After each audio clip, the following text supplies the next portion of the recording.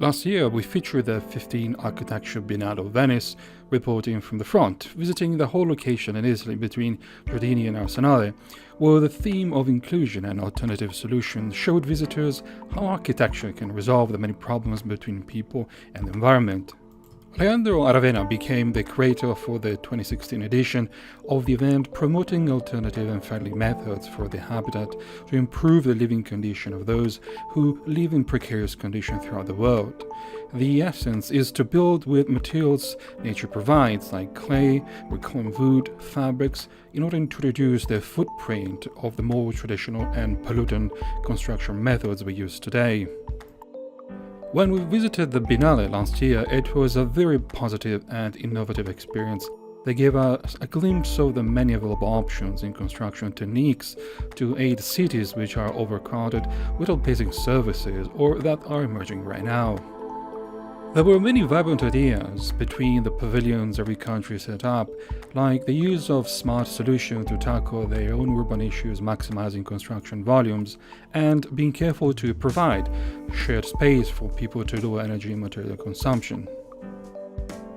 It was a reminder for many how it's possible to achieve goals, helping people to live in better conditions, and at the same time being careful about the impact on the environment. A remarkable project executed by the Irish firm Grafton Architects from Dublin was the realization of the university campus, the UTEC in Lima in Peru, which allowed them to win the Royal Institute of British Architects, the RIBA Prize in 2016.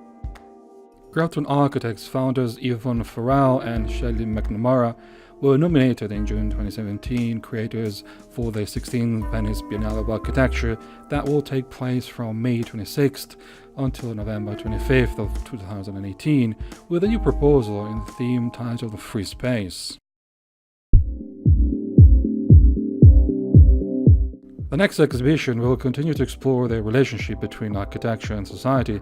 in its attempt to resolve the many problems that exist between people and the urban landscape, improving the way buildings are designed and constructed, along with the quality of life. It will be nice to see how the issue of suburban sprawl can be addressed and which solution can international architects and designers bring to the Biennales next year. When we think of free space, we often give for granted the availability of the soul in a virtually infinite possibility to build without limits. This has become a serious problem in the last 60 years, having cities expand outward in infinite low-density communities, where tract housing depletes municipalities out of their money and environmental suffers externalities. It is essential to address the issue of sustainability for developing countries to improve the condition of those large cities who suffer from congestion and water scarcity, as well as other obstacles that prevent entire neighborhoods to provide a better quality of life to its people. The 15th Biennale of Architecture provided a comprehensive outlook of what it is not working for cities nowadays. We have metropolises which continue to expand across the world in different methods, but essentially the sprawl and its resource consumption is a concerning element, as well as the impact this has on the environment and the health of the citizens. This exhibition aimed at broadening the definition of the traditional meaning of architecture by showing how it's possible to build worldwide without causing harm to the habitat and the people who live in it. It all begins in acknowledging the notion that redeveloping spaces already built is the first step towards a more harmonious urban landscape, giving new life to volume and spaces that initially were destined to other purposes. At the same time, the use of natural elements to develop building is a major contributor to the better living of entire neighborhoods and cities, as it provides a more organic design and experience while being environmentally friendly at the same time. It was mesmerizing to visit the different pavilions each country represented, finding out the many alternatives to use with recycled materials, the use of broken tile pieces to decor interiors, the smart use of bricks to assemble non-traditional structures, and plenty of other ideas able to make a difference today. At the same time, exhibition space offered conceptualized volumes that express themselves in the shape of art instead of a pragmatic approach in the shape of a floor plan. It's safe to say the Biennale relates itself in the public in a quasi-hermetic state, pushing the viewer to unravel the mystery and the meaning. Small yet valuable design solutions have been used to show the range of choice in creating an urban environment fit for people rather than the automobile. Many of them ingenious for their peculiar resolutions, like the layering of different woods and hay to build well-insulated walls, or the use of vertical indoor and outdoor space to grow plants and food, as well as rooms dedicated to provide information on the problems affecting other cities around the globe. The union between traditional and avant-garde could be seen everywhere amidst the generous decoration of pavilions versus the modern concept of future living spaces where the formula less is more is triumphant.